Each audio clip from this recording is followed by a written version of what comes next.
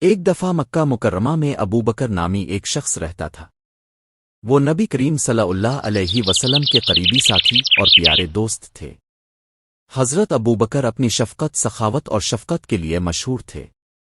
ایک دن حضرت ابو بکر مصروف بازار سے گزر رہے تھے کہ انہوں نے ایک غریب بوڑھی عورت کو سامان کا بھاری بھرکم اٹھانے کے لیے جدوجہد کرتے دیکھا۔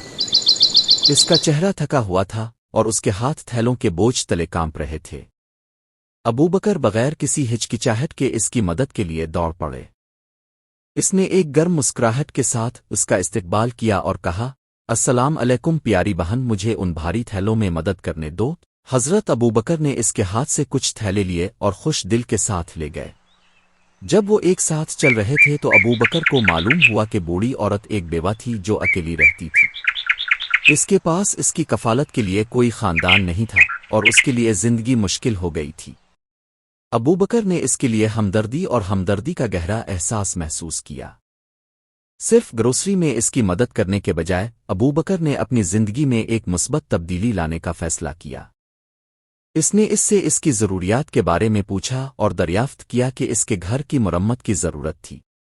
چھت ٹپک رہی تھی اور دیواریں گر رہی تھیں۔ ابو بکر نے بڑے دل کے ساتھ فوراً اس کے گھر کو ٹھیک کرنے کی ذمہ داری لے لی۔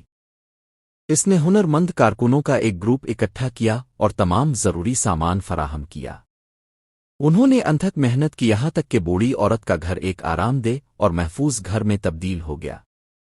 بوڑھی عورت نے جب تبدیلی دیکھی تو ابو بکر کو معلوم ہوا کہ بوڑھی عورت ایک بیوہ تھی جو اکیلی رہتی تھی۔ اس نے ابو بکر کا شکریہ ادا کیا اور ان کی کفالت کے لیے کوئی خاندان نہیں تھا اور اس کے لیے زندگی میں عاجزی میں احسان کو اسلام کی تعلیمات اور پیغمبر محمد صلی اللہ علیہ وسلم کی ہمدردی کی مثال سے منسوب کیا۔ یہ صرف گروسری میں اس کی مدد کرنے کے بجائے ضرورت مندوں نے اپنی زندگی میں ایک مثبت تبدیلی لانے کا فیصلہ کیا۔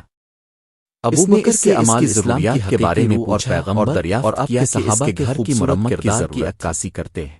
چھت ٹپک رہی تھی اور دیواریں گر رہی تھیں۔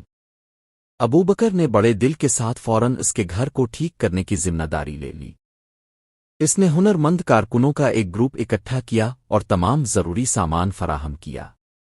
انہوں نے انتھک محنت کی یہاں تک کہ بوڑھی عورت کا گھر ایک آرام دہ اور محفوظ گھر میں تبدیل ہو گیا۔